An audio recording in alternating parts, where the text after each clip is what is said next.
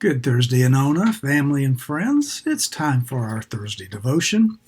This is the first week of Advent, and for Advent, I thought I would take a look at those individuals who had actually firsthand knowledge of this miracle of God coming down in the form of Jesus that we call the Incarnation, God becoming flesh. So this week, the first week of Advent, I'm going to talk about Zachariah and Elizabeth. Now, Zachariah was a Levite in the nation of Israel. Levites were the priest. He was a priest in the temple who followed the teachings of God.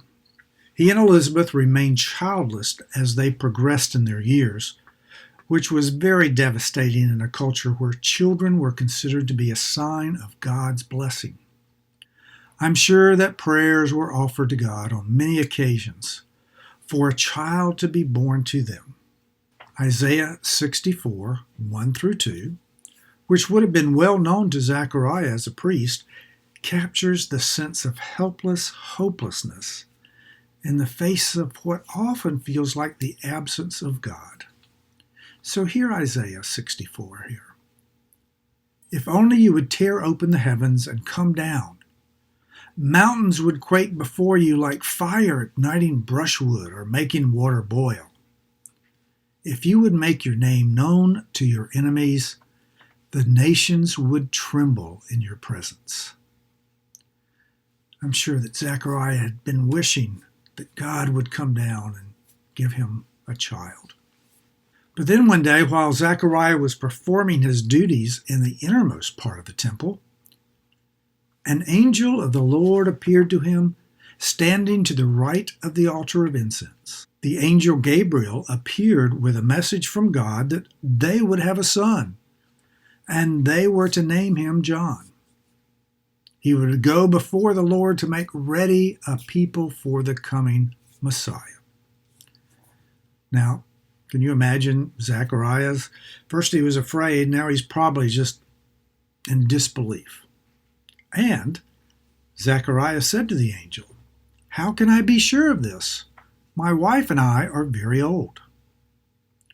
And the angel replied, "I am Gabriel. I stand in God's presence. I was sent to speak to you and to bring this good news to you. Know this, what I have spoken will come true at the proper time. But because you didn't believe, you will remain silent, unable to speak, until the day when these things happen." Well, as you can imagine, Zachariah and Elizabeth's reaction of doubt and disbelief gave way to a confident expectation of hope as her pregnancy progressed. And Elizabeth's younger relative, Mary, the mother of Jesus, came to visit her. When Elizabeth heard Mary's greeting, the child leaped in her womb, and Elizabeth was filled with the Holy Spirit. And with a loud voice she blurted out to Mary, "God has blessed you above all women, and he has blessed the child you carry." When the time came for Elizabeth to have her child, she gave birth to a boy. Her neighbors and relatives celebrated with her because they had heard that the Lord had shown her great mercy. And on the 8th day, it came time to circumcise the child. They wanted to name him Zachariah because that was his father's name. But his mother replied, "No, his name will be John." They said to her, "None of your relatives have that name." Then they began gesturing to his father to see what he wanted to call him. After asking for a tablet, he surprised everyone by writing, "His name is John." At that moment, Zachariah was able to speak again, and he began praising God. In his joy and deep gratitude to God, Zachariah began to prophesy about his newborn son. "You, child, will be called a prophet of the Most High, for you will go before the Lord to prepare his way. You will tell his people how to be saved through the forgiveness of their sins.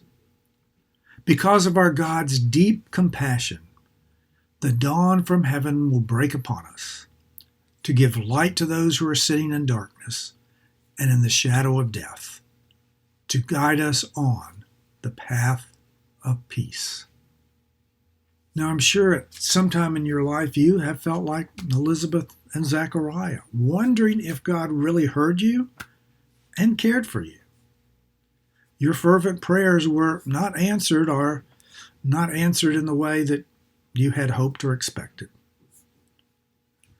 We would like God to come down with some display of power that would shake the earth and make our lives right. But as Gabriel said, what God said will come to pass at the proper time. So today we too can live with Zachariah and Elizabeth's hope. We can live with the certainty and the confident expectation that Christ not only came to this world as a baby long ago, but he will return, and everything that God has promised will come true.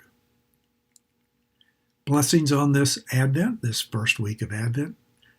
Have a great weekend. I'll see you next week. Bye-bye.